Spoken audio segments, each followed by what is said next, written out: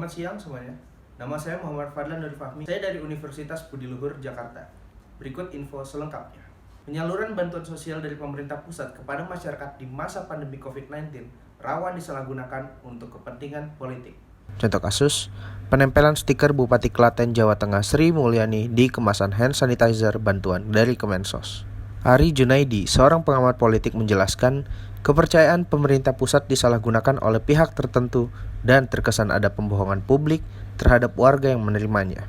Untuk itu, Ari yang pernah menjadi tenaga ahli Des Pilkada Kemendagri meminta Bawaslu untuk mencatat pelanggaran-pelanggaran terkait penyalahgunaan bantuan. Mengingat pandemi COVID-19 belum dapat dipastikan kapan akan berakhir dan rawan terulang kembali ke masa Pilkada 2020, Ari memaparkan catatannya pada Pilkada serentak 2017 lalu. Petahana yang maju kembali cenderung berusaha memanfaatkan segala momentum bantuan dari pemerintah pusat atau daerah untuk warga dengan mengatasnamakan pribadi. Ia menjelaskan bahwa kasus Klaten seharusnya menjadi peringatan bagi penyelenggara dan pengawas pilkada untuk menutup celah-celah pelanggaran kampanye. Sebab sangat tidak etis secara politik dan maladministrasi jika ada kepala daerah menunggangi bansos untuk kepentingan politik pribadi. Ari menganalogikan seperti naik bus umum namun tidak mau membayar karcis. Seharusnya penumpang seperti itu tidak cukup hanya diminta untuk memutar balik, namun juga diturunkan dari bus dan diberi sanksi yang tegas.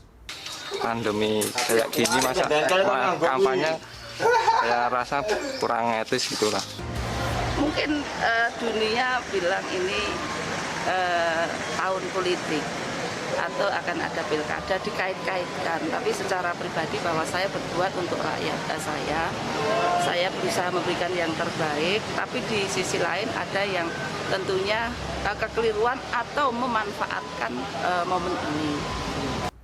Menurutnya, jika pilkada digelar pada 9 Desember 2020, maka beberapa bulan sebelumnya menjelang pencoblosan pihak terkait harus proaktif dalam mengawasi penyaluran bantuan agar tepat sasaran kepada warganya, baik dari panitia pengawas pemilu, LSM, media, maupun masyarakat secara luas. Kami sudah bagian dari dimensi kontestasi dan dimensi politik sebenarnya. Jadi parameter ini, indikasi ini sudah menjadi perhitungan kami di dalam indeks kerawanan pilkada yang kami launching beberapa bulan yang lalu ya. Jadi termasuk kenapa kami memetakan dari 270 ada 224 ya, potensi petahana, karena tentu modus pelanggaran petahana ini tentu akan berbeda dengan modus pelanggaran non petahana. Ya, terutama karena apa, bahwa petahana ini kan mempunyai akses ya, akses anggaran ya, akses ASN, akses birokrasi dan sebagainya.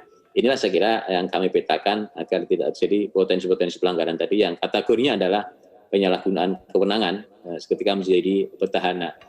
Anggota Bawaslu Fritz Edward Siregar mengatakan bagi mereka yang kedapatan memanfaatkan anggaran bansos sebagai alat kampanye akan didiskualifikasikan dan dapat dipidanakan. Tindakan kepada daerah yang masih menyalahgunakan bansos itu berpotensi melanggar pasal 71 ayat 3 yang memiliki ketentuan untuk didiskualifikasi dan juga melakukan tindakan untuk dapat dilakukan pidana, dan ada aturan pidananya terhadap para kepala daerah yang menyalahgunakan bansos. Sekian dari saya, selamat siang.